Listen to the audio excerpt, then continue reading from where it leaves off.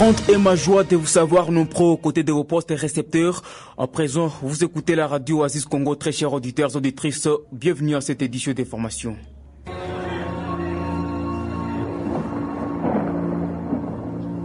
Oasis, la météo.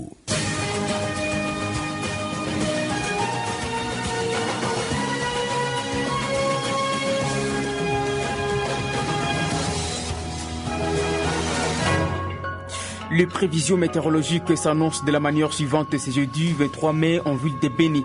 La température maximale sera ressentie à 28 degrés Celsius et la minimale à 20 degrés Celsius. Les vents courant à 5 km par heure en direction sud-est l'avant-midi et devraient atteindre en moyenne 11 km par heure en direction sud-sud-est l'après-midi. Les précipitations possibles seront évaluées à 50% et l'humidité relative de l'air sera de 60%. Ces jours à Beni, il fera partiellement chaud avec un petit risque d'assister à une pluie en ville.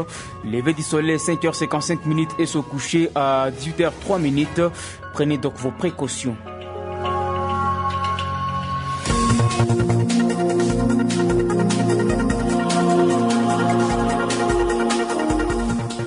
Au sommaire de cette édition d'information, 3 présumés bandits ont été présentés à la population ce mercredi à Owicha. La présentation pour ce jour a été faite par les bourgmestres de cette entité au rond-point principal de cette commune en présence de plusieurs curieux venus pour la cause. La société civile du secteur de Bapere en territoire de Lubero alerte sur les différents cas de tracasseries orchestrés par certains groupes armés locaux dans cette partie de la province. Kakule Kaini, président de cette structure, demande l'implication urgente des autorités militaires pour pallier à cette situation. Nous reviendrons également dès le début de ce radio journal sur la situation qui prévaut au quartier Sayo dans la commune de Moulekera où des rumeurs circulaient depuis un certain temps selon lesquelles tout accès dans un champ était conditionné par les paiements de 18 000 francs. Très chers auditeurs, c'est tout pour les titres. Bienvenue au détail et bonnes conditions d'écoute. Jeune, ton avenir est plein d'espoir. Mais une seconde de plaisir sexuel peut le gâcher à jamais. Sois sage. Ce journal est mis en onde par Gloire Mbungu. Mon nom est Farah Diakato. Je suis devant ces micros pour la présentation. Le chef du quartier Sayo dans la commune de Moulekera vient de couper court aux rumeurs qui circulaient depuis un certain temps, selon lesquelles tout accès dans un champ était conditionné par le paiement de 18 000 francs. Dans un entretien avec la presse ce mercredi 22 mai 2024, Flavie Mouindo Nzanzu indique plutôt que chaque cultivateur doit se procurer de la carte d'identification du champ exigée par les gouverneurs des provinces. C'est pour distinguer les propriétaires des champs et les voleurs de cacao. Cette carte des planteurs signée par le bourgmestre de la commune est livrée moyennant 19 000 francs. Nous vous proposons d'écouter Flavie Mouindo Nzanzu, chef de quartier Sayo, dans ses propos recueillis par Marc Marofimbo de la radio Okapi. Il y avait un sérieux problème vis-à-vis du cacao. Il y avait des voleurs qui récoltaient dans les champs des populations pour aller vendre chez les acheteurs. Pour mettre fin à cette situation, le gouverneur des provinces a réglementé ce secteur. Il a donné l'ordre de façon que les champs des cultivateurs soient bien identifiés et que chaque cultivateur ait une carte des planteurs signée par les bourgmestres. Cette carte, c'est pour distinguer les propriétaires du champ et les voleurs. Tout celui qui a de l'argent peut venir se procurer de cette carte moyennant 19 000 francs congolais. Vous venez avec des photos passeport, une est collée sur la carte et l'autre sur la fiche qui va rester à la commune. Ce que je peux dire à tout celui qui m'écoute, laissons de propager des fausses informations. Lorsque l'agronome perçoit l'argent et récupère les photos, c'est au bourgmestre d'apposer sa signature. Nous faisons tout pour aider les cultivateurs en leur donnant des jetons provisoires en attendant la réception de la carte.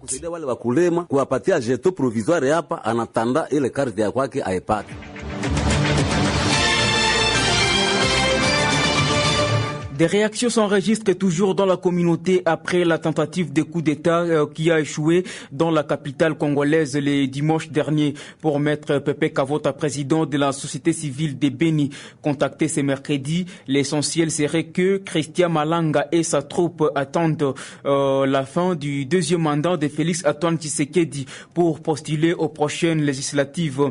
Il a également souhaité l'implication du chef de l'État actuel pour mettre fin à la guerre demeure dans la partie orientale du pays en tant que garant de la nation.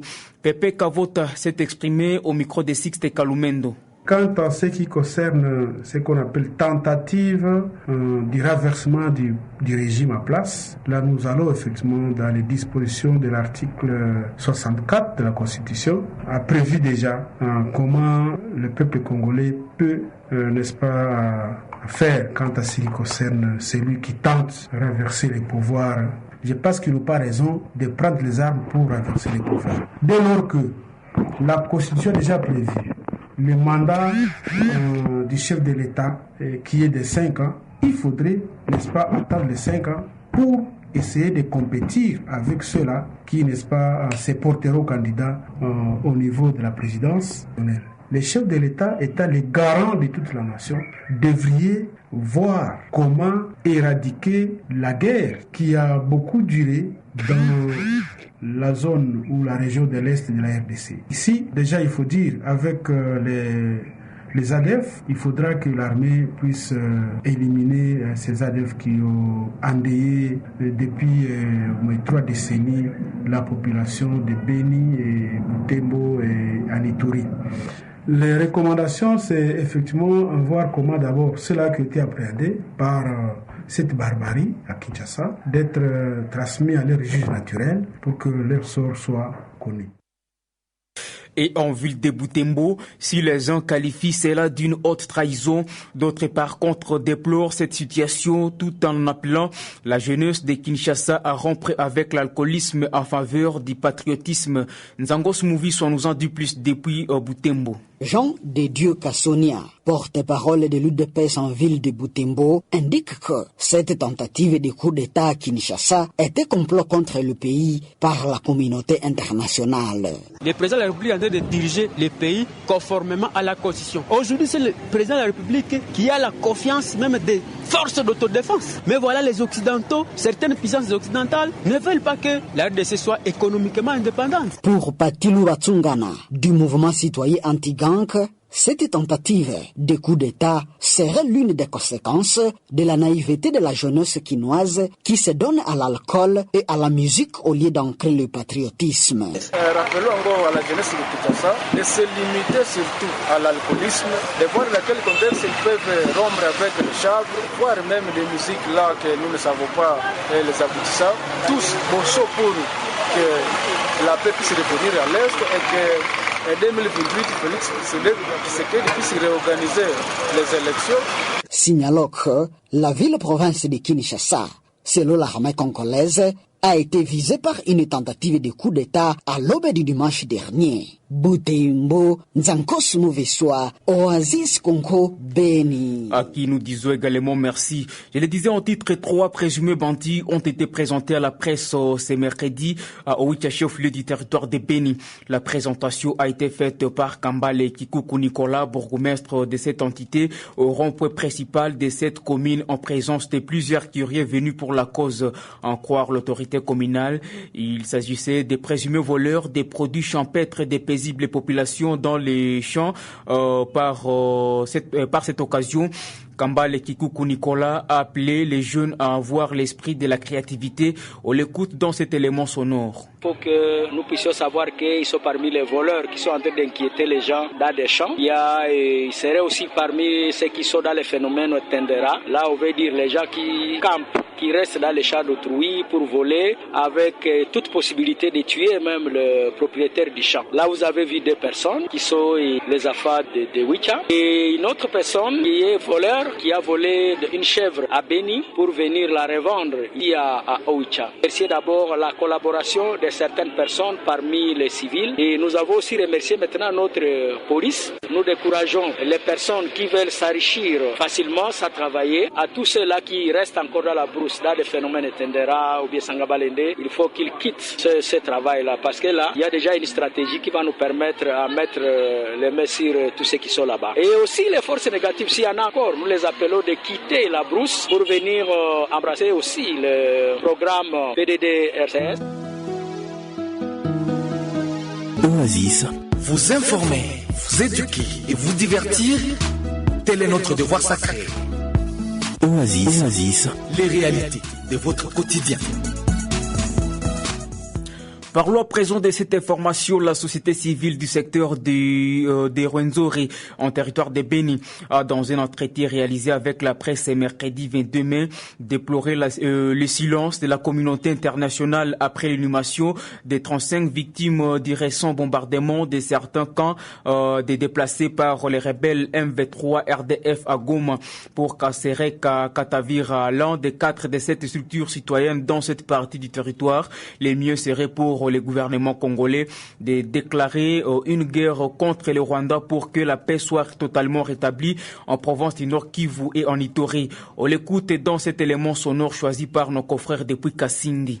On ne sera pas là à condamner chaque fois les Rwandais. Il faut qu'ils passent maintenant à l'action. Ce n'est pas tolérable que de tels actes se passent dans un pays qui y a des institutions et des autorités, mais qui semblent ne pas voir ce qui se passe. C'est un énième massacre et tout ce qui se passe au Nord Kivu, à Ituri, ça prouve à suffisance que l'État a failli à sa mission de sécuriser la population. Dans ce deuxième mandat, la priorité serait de sécuriser la population. Mais voilà ce qui se passe à Kinshasa. Il y a imbroglio dans notre pays avié par beaucoup de prédateurs. Donc ça, c'est n'est plus à cacher. Et copie les minéraux, ça fait du business de l'autre côté. Donc la communauté internationale ne nous aide à rien. Nous sommes un État souverain. Nous devons nous imposer et imposer notre force pour que nous soyons respectés par les États ou soit par les organisations de la communauté internationale. Et si l'on dit que nous resterons un État bébé, un État qui ne prend pas sa destinée à main, comment voulez-vous que nous soyons considérés par la communauté internationale alors que nous-mêmes, nous ne sommes pas capables de relever les défis qui nous équipent? La société civile du secteur des Bapers au territoire de Lubero alerte sur les différents cas de tracasseries orchestrés par certains groupes armés locaux dans cette partie de la province. Kakule Kaini Samuel, président de cette structure citoyenne qui alerte ce mercredi, affirme que ces groupes armés imposent ces derniers temps la perception des taxes illégales à l'endroit des paisibles populations dans plusieurs villages de la place, tout en précisant également qu'un cachot souterrain serait déjà érigé par ces malfrats pour punir les récalcitrants. Kakule Kaini Samuel demande cependant l'implication érigeante des autorités militaires pour pallier à cette situation. On l'écoute au micro de Abel Tsongo depuis la zone. Nous appelons les autorités militaires et les autorités du pays, les autorités locales et les services de sécurité de s'impliquer. Et dans cette situation, en fait, de lutter contre toutes ces formes de tracasseries qui violent la loi du pays. Ensuite, nous recommandons aux leaders de ces mouvements de s'impliquer personnellement dans cette situation, en fait, de trouver une solution urgente qui permettra à une libre circulation et de la paisible population. D'où la suppression de toutes les barrières illégales et des cachons se trouvant notamment à Bandulu, dans l'agglomération donc de Bandulu et dans les groupements de Batik. Intervention de toutes sortes, donc de toutes formes de l'interdiction, voulais-je dire, de toutes formes de torture corporelle qui subissent la paisible population habitant les mêmes zones que ces groupes armés en secteur de Bapere.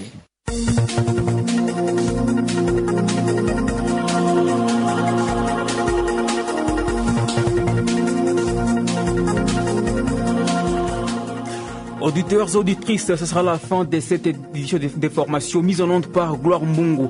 Mon nom est Farah Diakato, j'étais devant ces micros pour la présentation. Les prochains rendez-vous restent fixés à 21h. Très chers auditeurs, auditrices, portez-vous bien.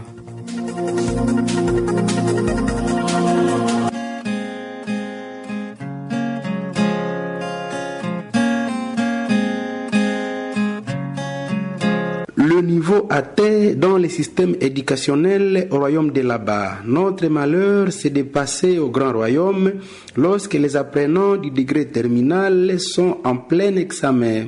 Dans ces épreuves, il y a aussi les tests oraux.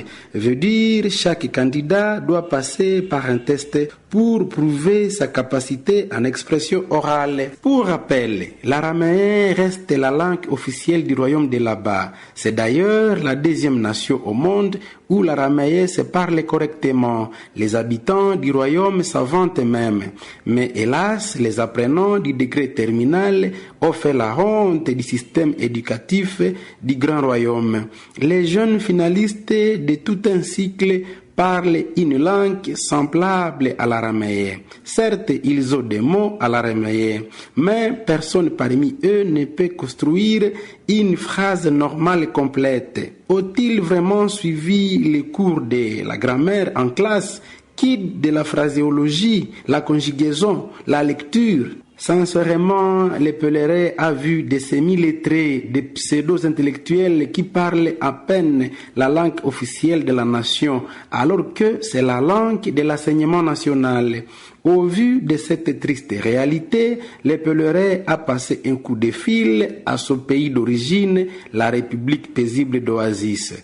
Préparez-vous là-bas, d'ici quelques années, le grand royaume va recourir à la main-d'œuvre étrangère pour compenser l'handicap de la langue officielle. Sincèrement, la jeunesse semi-instruite ne saurait nullement remplacer les agents actuels, surtout dans la carrière enseignante.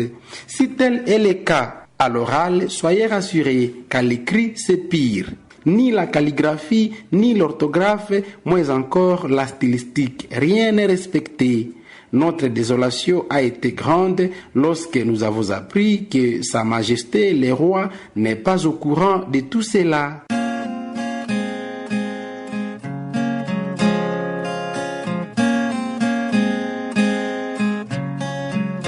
Merci d'avoir écouté ce journal. Vous pouvez le réécouter en visitant notre site internet www.radiooasis.cd. Jeune, ton avenir est plein d'espoir. Mais une seconde de plaisir sexuel peut le gâcher à jamais. Sois sage.